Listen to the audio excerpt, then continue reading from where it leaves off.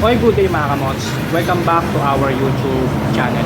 So for today's video mga kamots, we are back here at the Motorstar Governor Pascual, Malabon City mga kamots, para i-review ang pinakabago nila, mainit-init pa mga kamots, na classic scooter, which is the Motorstar Easy Ride 125 Fi Legend. So meron silang stock dito mga kamots, buti na lang nakita natin nang dumaan tayo dito. And then re-review natin to for today mga kamots. Alamin natin kung ano-ano nga ba meron sa pinakabagong classic scoot ni Motorstar mga kamos, no? So kung ngayon naghahanap kayo ng mga classic scooter ngayong 2025 na swak at pasok sa budget nyo mga kamos pero quality, marahil lang Motorstar Easy Ride 125 Fi Legend na ang hinihintay nyo ngayong taon na to. So wag na natin patagalin pa mga kamos, simulan na natin.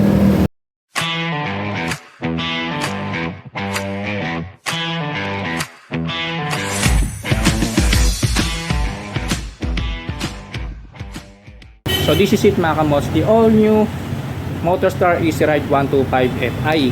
So pinakabagong classic scooter ni Motorstar na labas ngayong 2025. Actually mga kamos, itong January lang talaga nilabas to ni Motorstar. Bagong taon, bagong motor nila, itong classic scoot. So ano-ano nga ba meron sa classic scoot na to mga kamos? At ito na nga ba ang pinaka-inaabangan yung budget meal na classic scooter? So tara, simulan na natin yan. So pagdating sa looks and appearance mga kamos, makikita mo talaga sa isang tinginan lang na ang forma nitong motor na to is classic scooter talaga siya mga kamos, no?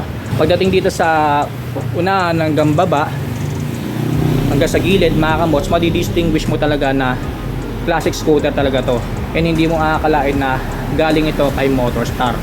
Ayan, so dito sa headlight niya mga kamos, ito napaka classic tignan ng headlight niya mga kamos. By the way, LED na nga pala yan, yung mga mapa headlight and then turn signals. Ayan, so naka LED na po lahat yan mga kamos, no? So isa yan sa magandang features ng classic scooter na ito ni Motorstar.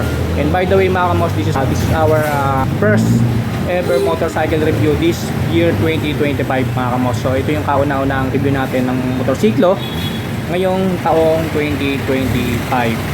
Okay, so let's back here mga kamos, no? So dito sa headlight niya mga kamos, as I said, naka LED na po siya. And then kung makikita nyo yung headlight niya, yung forma ng headlight niya mga kamos, para siyang malaking mini driving light. Ayan, tapos meron pa siyang, I think mini ano to daytime running light if I'm not mistaken, etong nakapalibot na to na bilog. Ayan, so mamaya i-open natin to mga kamos, check natin yung itsura mga kamos ng headlight niya at saka ng turn signals niya. Ito po yung turn signals niya mga kamos, no? Kakaiba yung disenyo. Hindi siya typical na turn signals, so paba po siya mga kamos, no?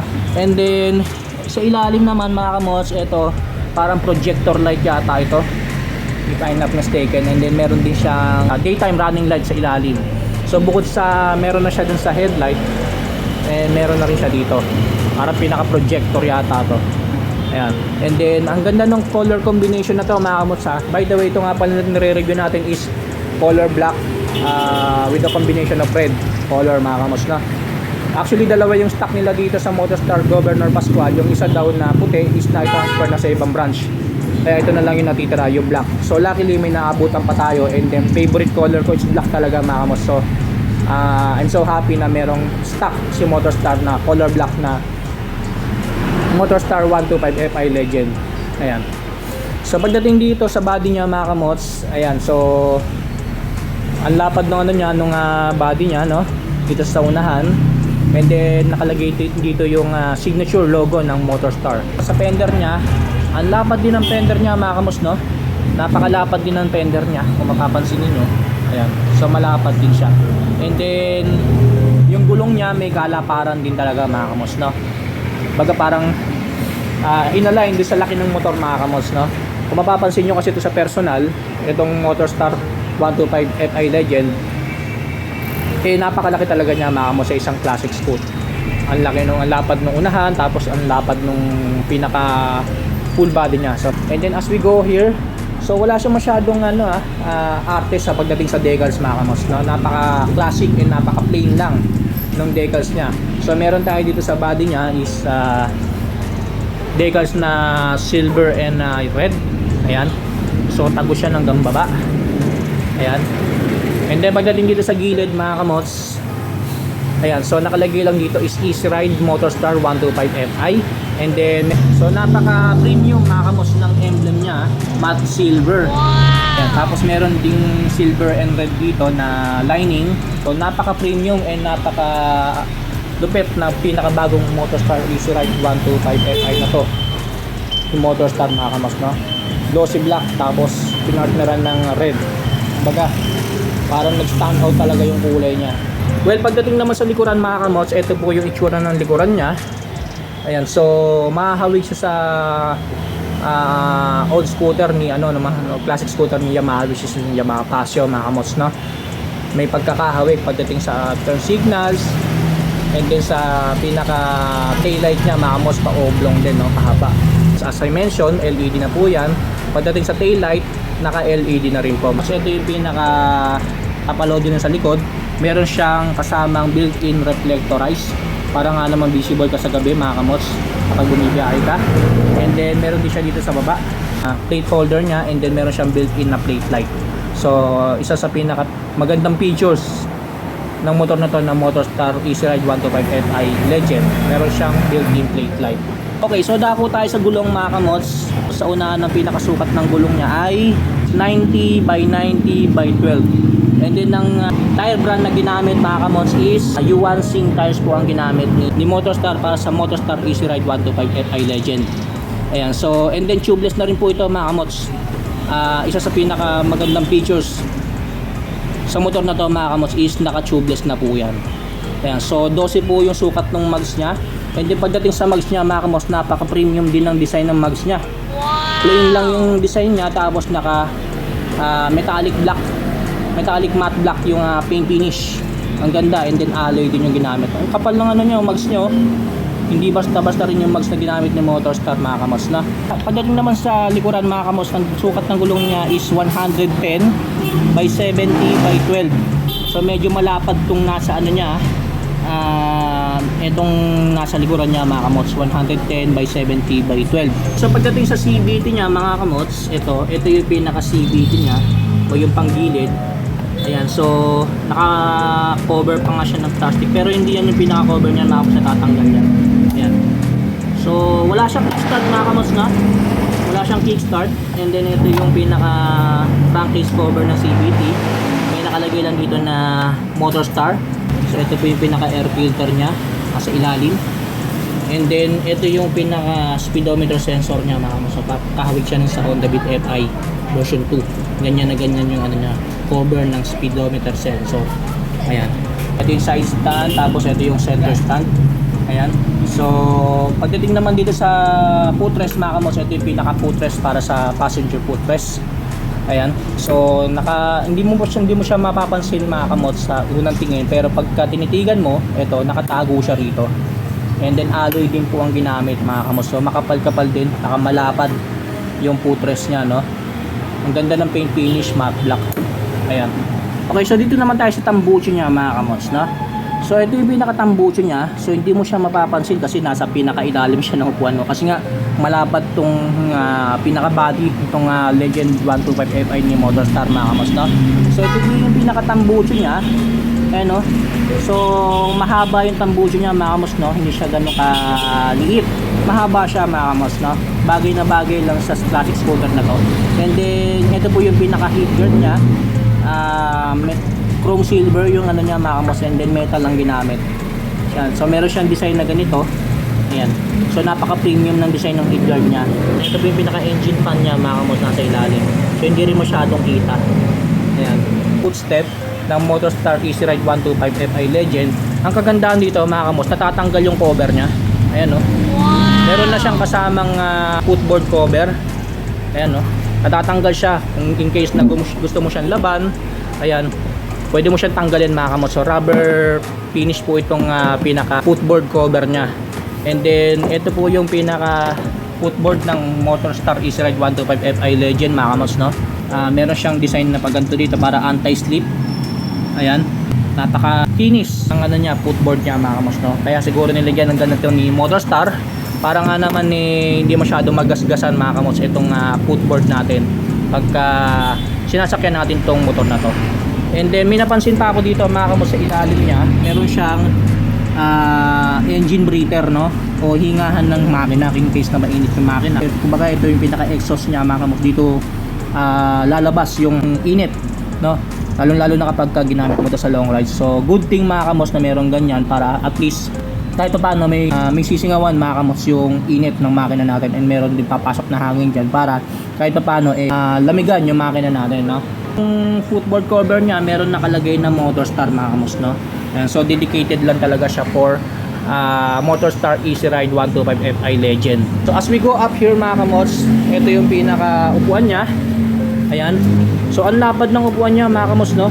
So inupuan natin tong Motorstar Easy Ride 125 Fi Legend mga kamos, and then ang first impression ko is napaka-komportable sa upuan, sa puwetan mga kamots kapag inupuan mo tong motor na to, kasi nga napakalapad ng upuan niya. Bagay na bagay sa napakalapad na katawan nitong Motorstar Easy Ride 125 Fi Legend.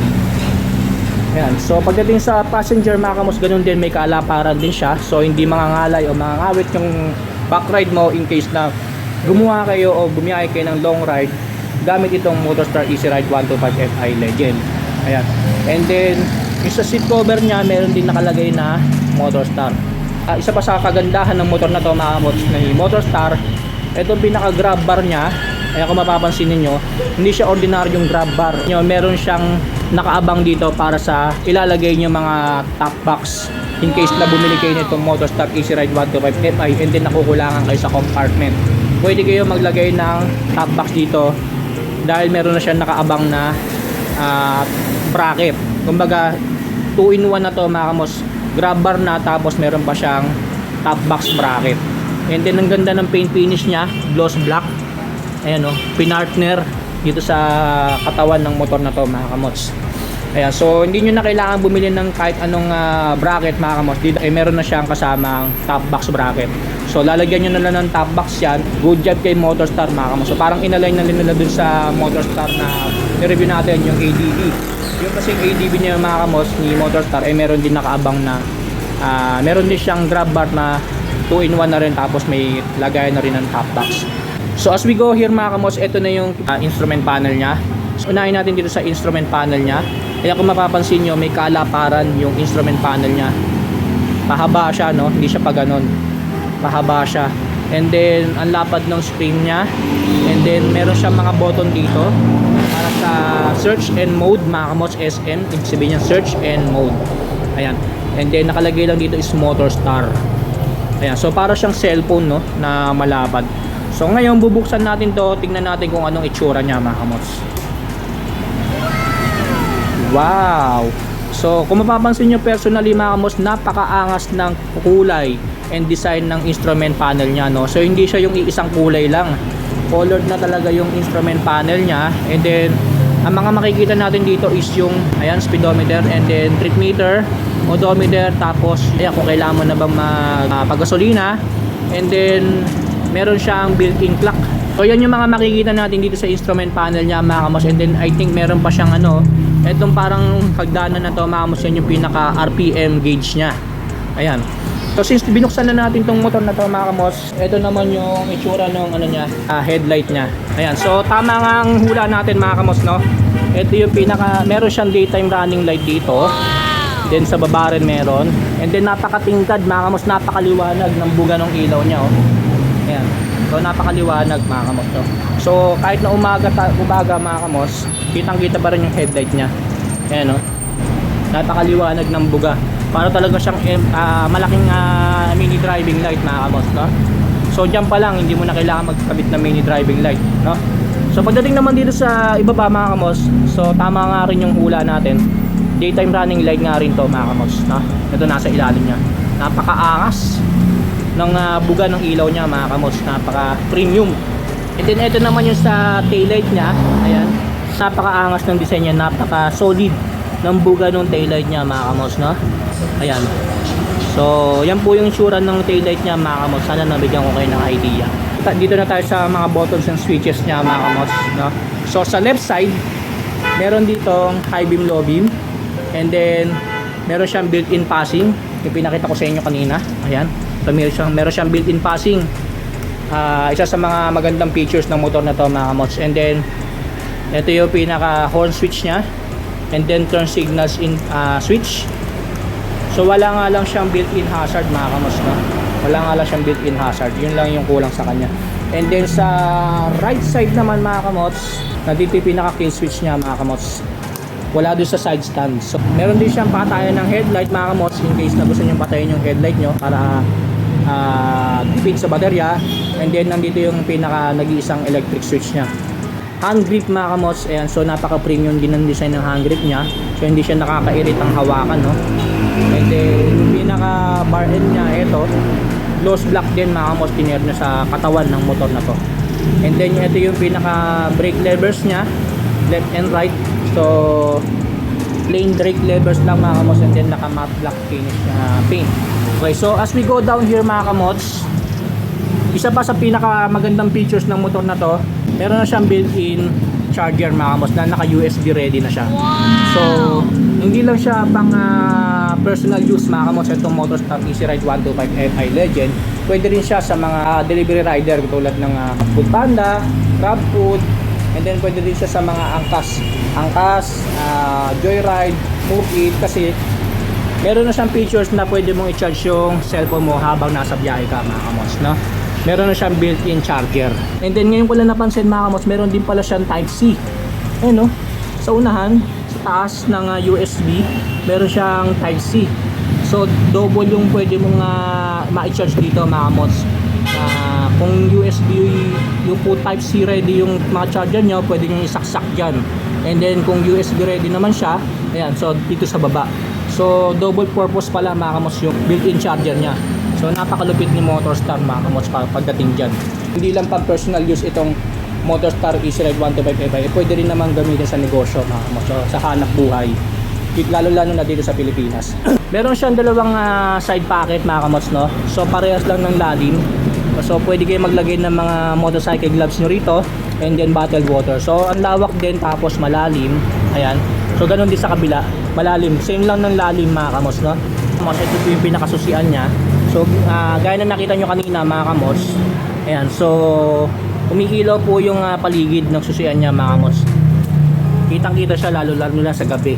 Sa ilalim niya meron siyang multi-purpose hook na pwede mong pagsabitan ng mga pinamili mo in case na mamamalagi ka mga kamots, o may mga dala ka. Retractable siya, pwede siyang maibalik, ayan, no? Kasi meron siyang spring sa loob. Ayan. So hindi siya sagabal mga kamots, no? So dito na tayo sa may bandang underseat compartment niya mga kamots. Ito po yung pinaka gas tank niya, and then ito yung pinaka compartment niya mga kamots, no? So malawak yung compartment niya pero hindi siya ganun kalalim. Ayan, so nandito nga pala yung stock na side mirror.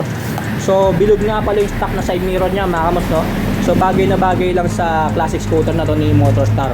So obviously hindi kayo makakapaglagay ng kahit anong helmet dito. Pero makapaglagay kayo ng maraming gamit dito mga kamots, tulad ng mga kapote. Ayan, so mga kapote pwede kayo maglagay dyan, mga motorcycle documents, o kung ano pang mga gamit na maliliit na pwede nyong mailagay dyan mga kamots. Pero obviously helmet hindi kayo makapaglagay dyan. Ito meron siyang parang hook dito. Ayan, magkabilaan.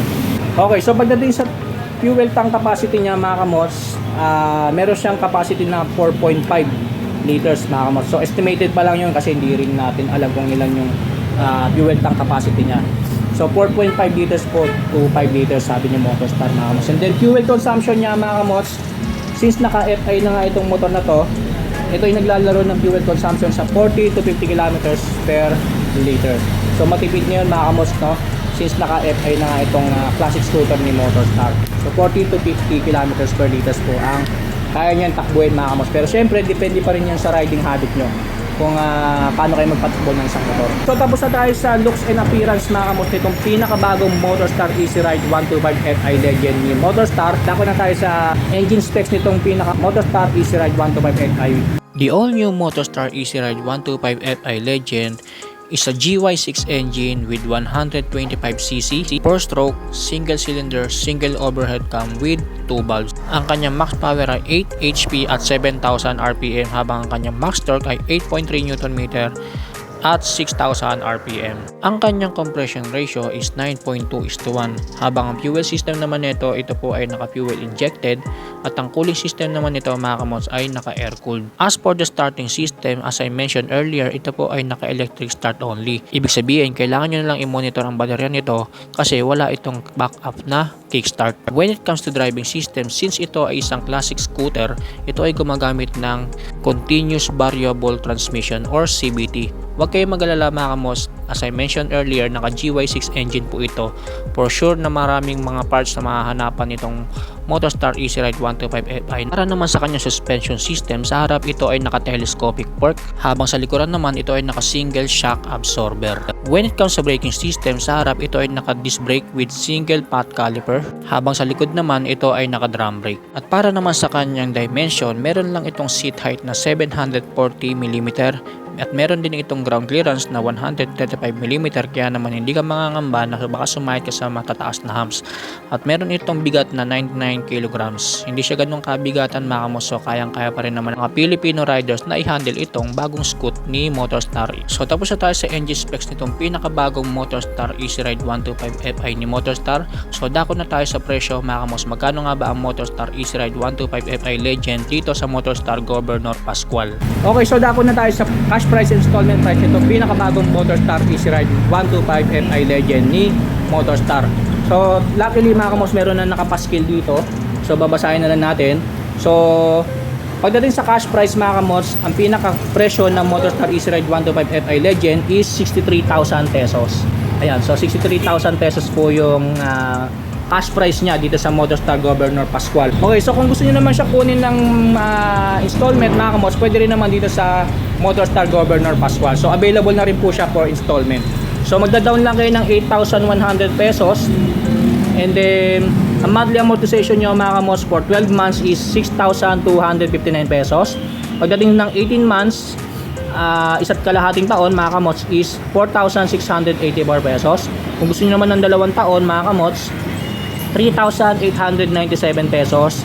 And then 30 months o 2 kalahating taon mga kamots, 3,424 pesos. And then 3 taon ng pinakamatagal nila mga kamots, kung wala kayong masyadong budget, mag 3 taon kayo, ito 36 months is 3,109 pesos po ang monthly amortization. And then take note lang mga kamots na kapag maaga kayo nagbayad sa due date nyo, meron silang rebate na binibigay na 400. So malaki yan mga kamos, no? Si Motorstar lang ang nagbibigay niyan, rebate na 400. So napakalaki yan, napakalaking tulong din yan para sa ating mga Pilipino, lalo-lalo sa taas ng bilihin ngayon mga kamos. Malaking bagay yung 400 pesos na rebate.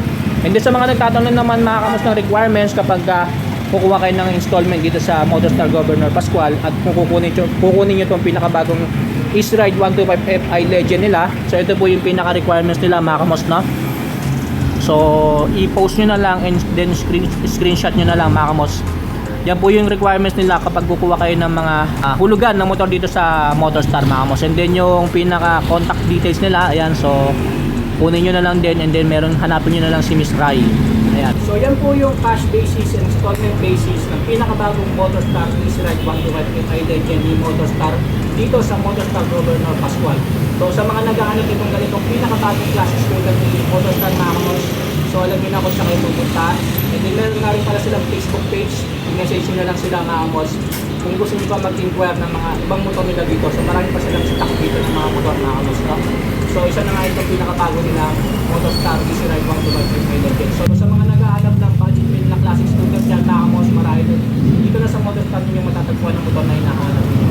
So bago ko tapusin itong vlog na ito mga kamos, gusto ko nyo magpasalamat kay Ma'am Rai na nag-assist sa atin sa pag-review ng Motorstar Easy Ride 125 Fi Legend.